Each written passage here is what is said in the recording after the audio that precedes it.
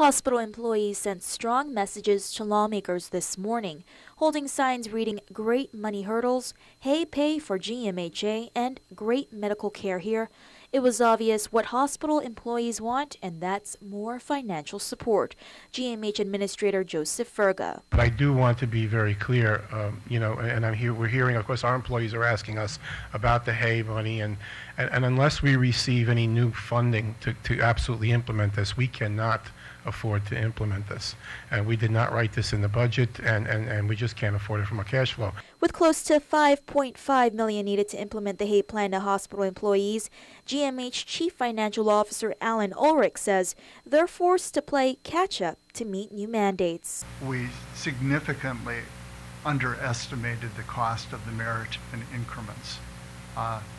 We had put $2 million in the budget. It's actually going to be over $3.6 million.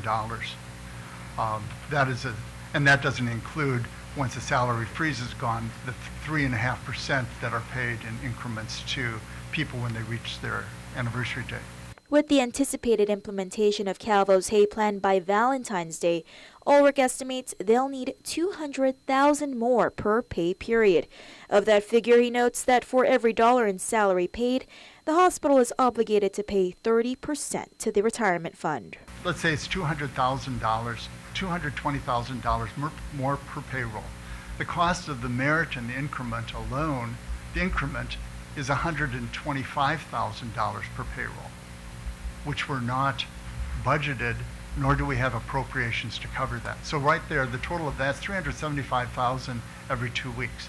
But that's not all of the hospital's financial woes, as Ulrich says there's still $75 million in receivables they're waiting on from the Department of Revenue and Taxation.